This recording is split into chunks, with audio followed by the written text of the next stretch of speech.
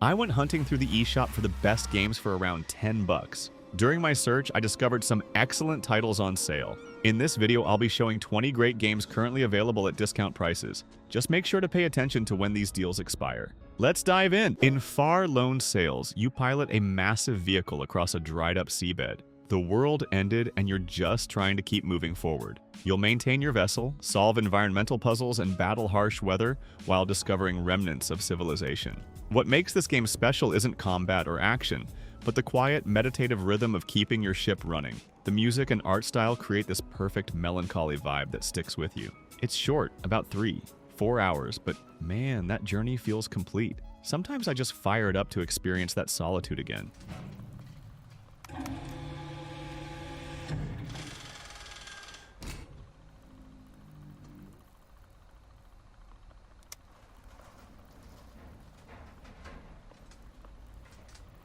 Monster Hunter Rise throws you into a Japanese-inspired village threatened by a monster apocalypse called the Rampage. You're a hunter tasked with slaying increasingly difficult beasts using 14 different weapon types, each with distinct playstyles. The new wire bug mechanic lets you zip around environments and perform special attacks. I've sunk 200+ hours into this one, crafting armor from monster parts and perfecting my hunting techniques. The learning curve is gentler than previous entries but still demands patience. The core loop, hunt, craft, upgrade, repeat, remains addictive as hell. Surprisingly deep for this price point.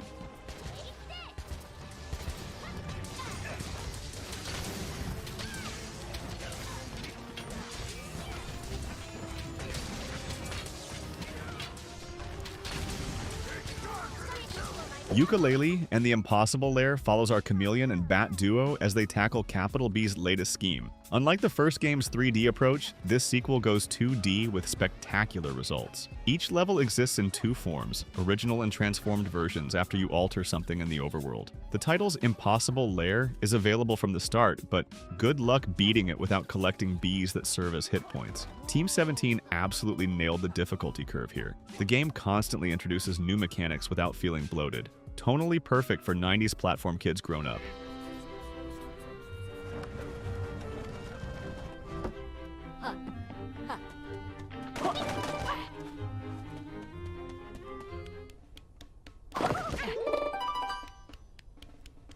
Oceanhorn 2 follows Hero, a young knight battling the dark army of Mesmeroth. Set 1,000 years before the first game, you'll explore the world of Gaia with companions Trin and Jen while wielding the legendary Emberblade. The gameplay loop involves exploring dungeons, solving puzzles, and fighting enemies with sword, shield, and various items. Let's be honest, it's basically my first Zelda with its obvious Breath of the Wild inspirations, but that's not necessarily bad. The visuals pop nicely on Switch, though performance occasionally stutters in busy areas. Solid adventure if you've exhausted Nintendo's first-party offerings.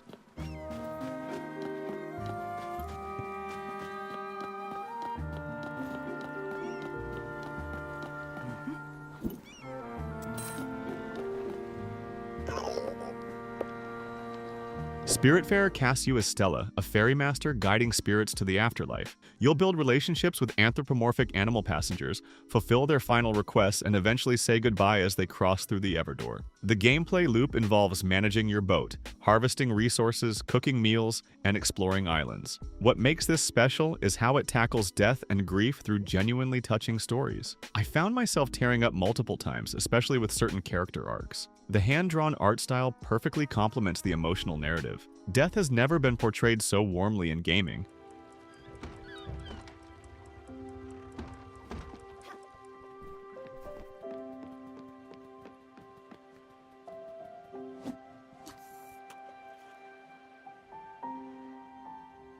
Burnout Paradise puts you in Paradise City, an open-world playground where the only rule is speed. Unlike traditional racing games, you're rewarded for reckless driving, taking down opponents, and causing spectacular crashes. Every intersection offers a new event, from races to stunt runs to Showtime crash challenges. The remaster preserves that mid-2000s rock soundtrack that perfectly complements the chaotic energy. There's something supremely satisfying about drifting around corners at 200 miles per hour, narrowly missing traffic. The online multiplayer still holds up surprisingly well. It lacks modern racing game polish but compensates with pure, unadulterated fun.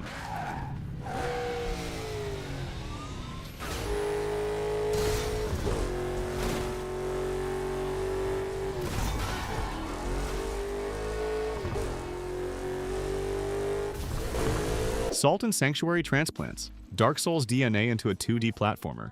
You're shipwrecked on a mysterious island filled with twisted creatures and forgotten gods. Combat focuses on stamina management, precise timing, and learning enemy patterns. You'll die constantly, retrieve your salt, souls, and slowly grow stronger through a branching skill tree. The hand-drawn art style creates a grim atmosphere that perfectly matches the bleak world. The boss designs are particularly memorable, towering monstrosities that'll test your patience and skill. The lack of clear direction can be frustrating, but that discovery is part of the experience. Brutally satisfying for masochistic gamers.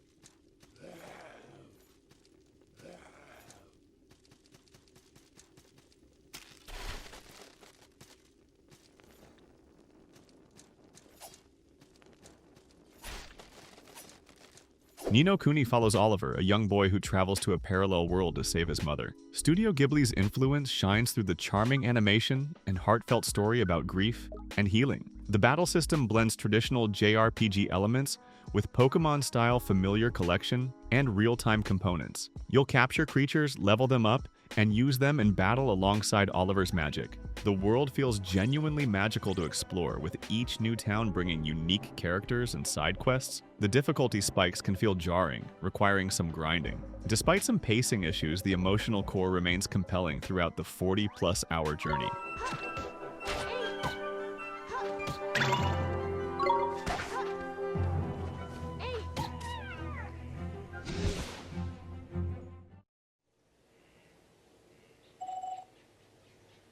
Going Under puts you in the shoes of an unpaid intern fighting through the ruins of failed tech startups. Each roguelike dungeon represents a different collapsed company, from cryptocurrency miners to dating apps gone wrong. You'll battle mutated employees using everyday office supplies as weapons. Break that computer monitor over someone's head. The corporate satire hits close to home with its commentary on gig economy exploitation and startup culture. The vibrant art style contrasts nicely with the dark humor. Progression comes through workplace skills acquired between runs. It's challenging but fair, with each failed run teaching you something new. An underrated gem with bite.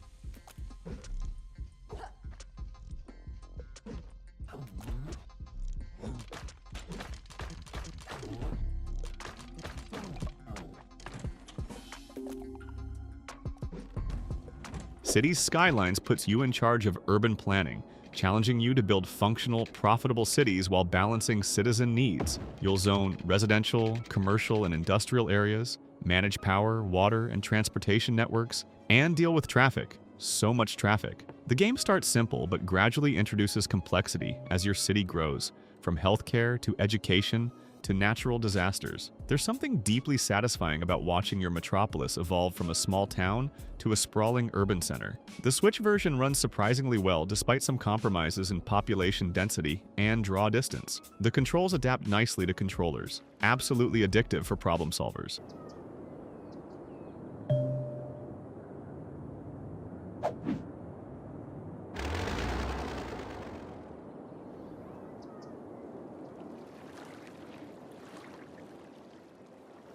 Hey, quick pause here. If you're enjoying this look at some of Switch's finest games, hit that subscribe button for more content like this. Let me know in the comments which of these games you've played or are excited to try. Now, let's continue with our lineup. GRIS tells a wordless story about a young woman dealing with painful loss. As you progress through the stunning watercolor landscapes, you gradually restore color to her world, representing stages of grief. The platforming mechanics remain simple, focusing instead on emotional impact through visual storytelling and a haunting soundtrack. There's no combat or failure states, just exploration and light puzzles that unlock new abilities. The animation is fluid poetry in motion. Each new area introduces visual themes that advance the narrative without dialogue. It's short, about 3-4 hours, but feels complete. Few games have moved me as deeply as this artistic masterpiece. Gaming as genuine art.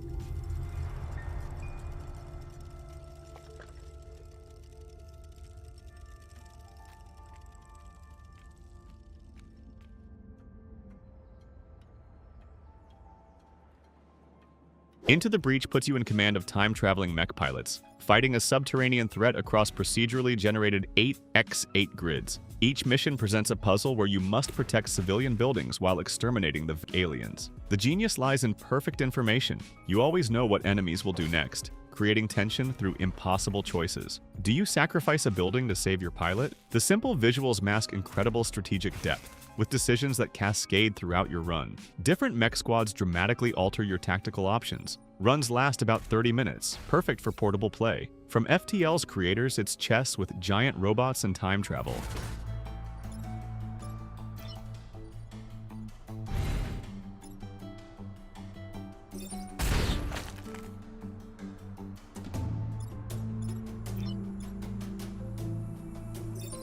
Blazing Beaks stars, bird mercenaries fighting through procedurally generated dungeons. The Hook? Collecting cursed artifacts that severely handicap you but convert to powerful items between areas if you survive. Each bird has unique starting weapons and abilities, from shotgun-wielding ducks to laser-firing parrots. The twin-stick shooting feels responsive with bullet hell elements that never overwhelm. The risk-reward system creates genuine tension. Do you take that artifact that halves your health for potential future gain? Local multiplayer adds cooperative and competitive modes that shine during game nights. The cute pixel graphics disguise surprisingly tight mechanics. A hidden roguelite gem that deserves more recognition.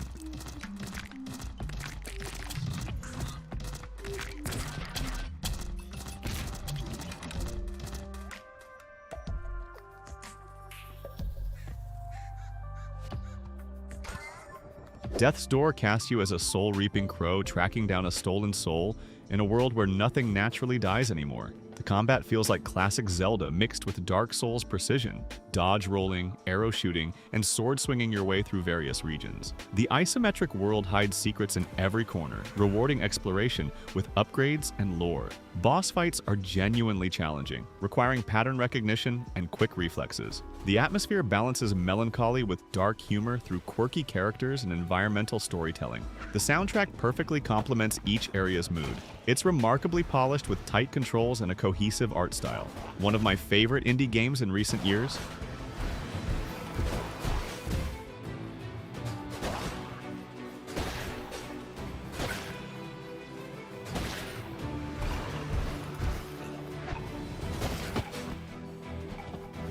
Resident Evil 4 follows Agent Leon Kennedy into rural Spain to rescue the president's daughter from a cult. What begins as a rescue mission spirals into conspiracy involving mind-controlling parasites and genetic experiments. The gameplay revolutionized third-person shooting with its over-the-shoulder perspective. You'll manage limited resources while fighting villagers, monks, and grotesque mutations. The tension comes from crowd control, prioritizing threats while maintaining space to survive. Puzzles and inventory management break up the action. The memorable boss fights and set pieces still hold up. While dated by modern standards, the core gameplay loop of shoot, upgrade, shoot, better remains incredibly satisfying. A genuine classic worth revisiting.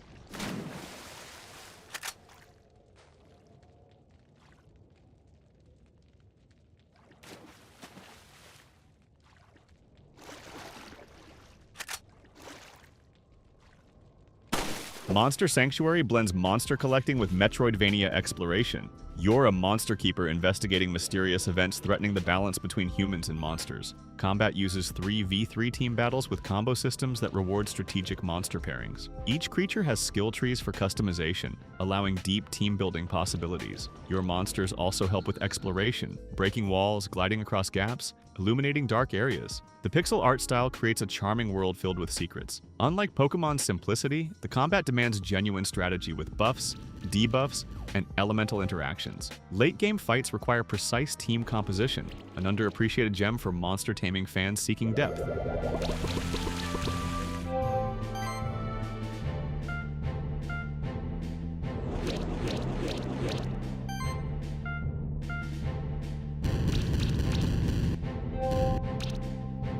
Doom. Eternal continues the Doomslayer's crusade against Hell's forces now invading Earth. The combat pushes the combat chess philosophy further. You'll constantly cycle between weapons, grenades, flamethrowers, and glory kills to stay alive. Each enemy has weaknesses that reward precision targeting. The platforming sections provide breathing room between intense battles. The difficulty doesn't mess around. You'll die repeatedly until mastering the dance of destruction. The metal soundtrack perfectly complements the visceral combat flow. The story takes itself more seriously than necessary, but that hardly matters when you're ripping demons apart. It runs surprisingly well on Switch despite visual downgrades.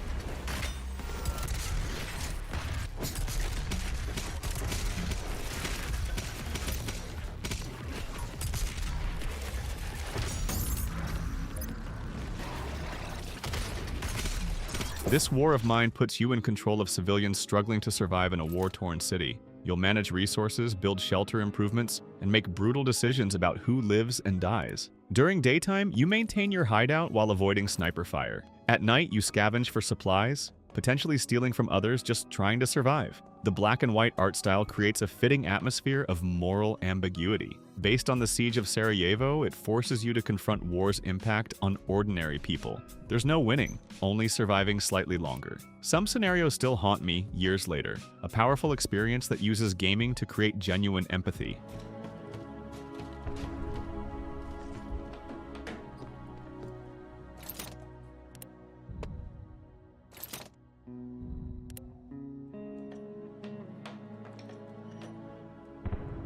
Carto follows a young girl separated from her grandmother during a storm. Your map manipulation abilities let you rearrange the world itself, connecting paths, revealing secrets, and solving puzzles by placing tiles in specific configurations. The charming hand-drawn art style creates a storybook atmosphere as you help various communities with their problems. Each region introduces new map mechanics that build upon previous concepts. The narrative celebrates cartography and cultural diversity through gentle storytelling. The aha moments when solving puzzles feel genuinely rewarding without excessive handholding. It's refreshingly non-violent, focusing instead on connection and community, a perfect palate cleanser between more intense gaming experiences.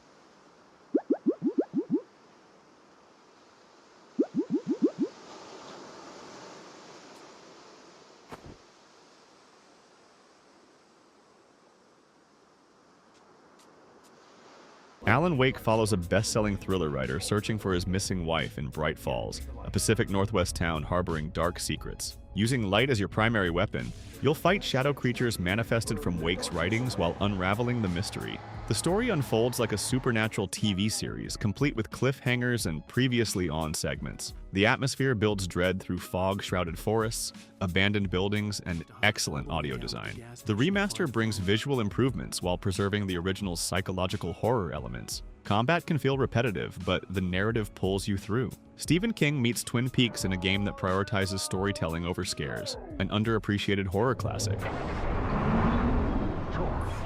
The spirit.